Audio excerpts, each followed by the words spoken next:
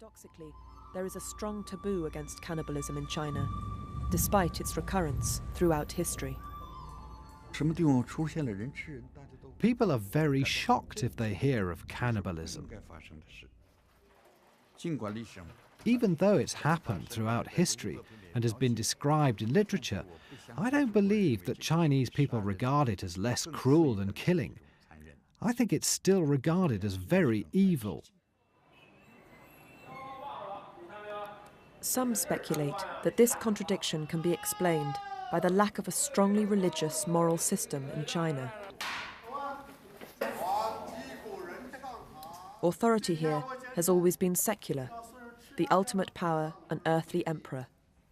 Ideas of the sanctity of humankind, made in the image of an otherworldly god, are alien.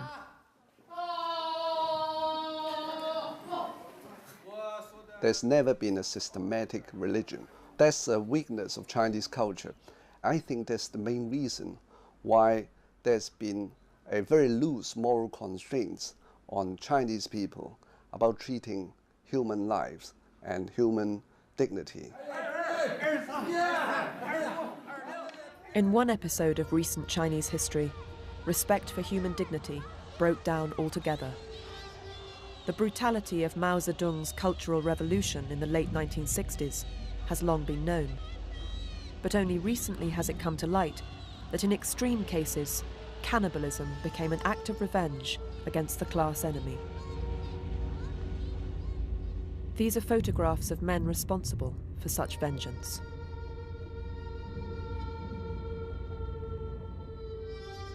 They were taken secretly by the writer Zhang Yi, as part of a daring investigation into the atrocities carried out by self-appointed crusaders for political purity.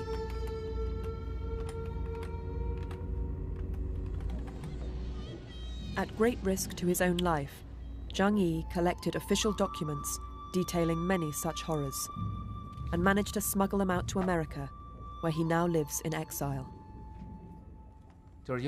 Just killing the class enemy was not enough to express class hatred.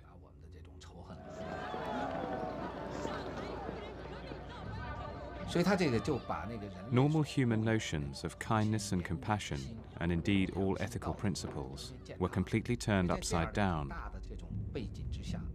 And so there were no moral or ethical obstacles left to killing and eating people.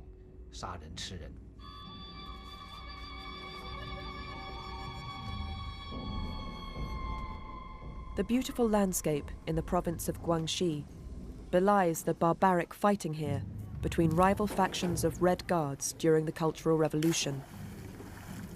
At the middle school in Wushuan County, fanatical students turned on their own teachers. They denounced the head of the Chinese department, Wu Shufeng, as a class enemy and beat him to death. But this was just the beginning of the horror story Zhang Yi discovered in one of the secret reports he gained access to.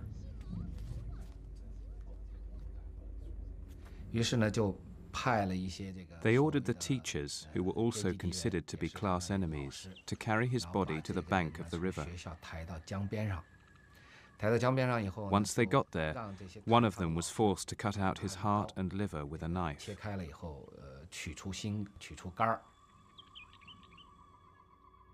But this teacher, the person who later told me this story, picked up the knife and fainted. He just couldn't bring himself to do it. So the Red Guards forced one of the other teachers to take up the knife, on pain of death. Completely terrified, this teacher cut open his colleague's stomach and pulled out his liver. The Red Guard then slung the liver from the end of his gun and went back to the school. After that, a group of students cut the liver into small strips and cooked it over a fire in the schoolyard.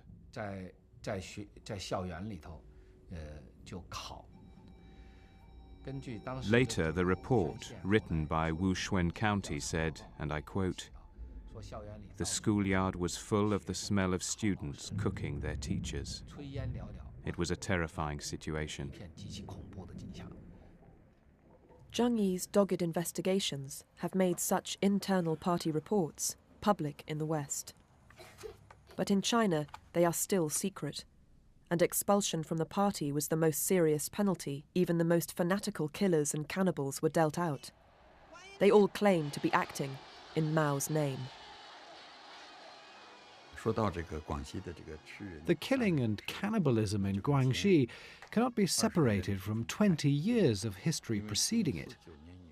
Ever since 1949, Mao Zedong had been raising the level of class struggle and had harmed a lot of people in the process. He never said that people should love one another. In the Chinese language, in Mandarin, the word love is usually applied to love of motherland, love of the party, or love of the leadership. We're never told that people should just love one another.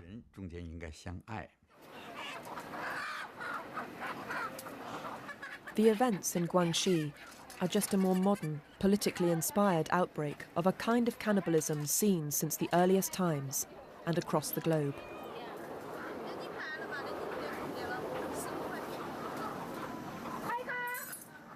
It's very clear that the sort of aggressive cannibalism that occurred in China during the Cultural Revolution, where people were targeted as class enemies, is this almost universal concept of victory, of killing your enemy and incorporating their body into yours, riding roughshod over the relatives of the deceased and coming out and saying, I'm top dog, you know, I've not just killed my enemy, I've eaten them. Trying to talk to the perpetrators of these terrors was a potentially dangerous business. But many of those Zhang Yi encountered are still proud of what they did.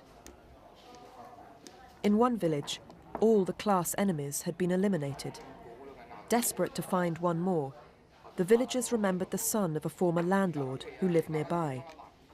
Even though he had been living as a poor peasant for some years, the mob went to arrest him.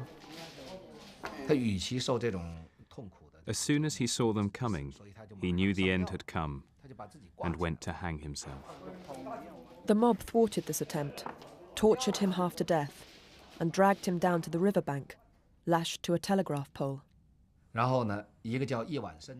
Then a poor peasant, Yi Wanshen, took a knife and cut open the landlord's son's stomach to take out his liver. You might ask, why did they do this at the water's edge? Well, you see, his stomach was very hot, and he couldn't put his hand inside. So he poured water into his chest cavity to cool it down. The liver of the landlord's son made a revolutionary feast for the villagers involved. Eventually, Zhang Yi found a way of meeting the peasant Yi Wanshen face to face, squeezing off these photographs with a camera balanced on his knee. I went to see the killer for myself, and I asked him if he was afraid of the revenge of ghosts. He patted his chest and said, "I have a red heart." That's communist parlance. I'm not afraid of ghosts. He seemed very brave and convinced that what he had done was right.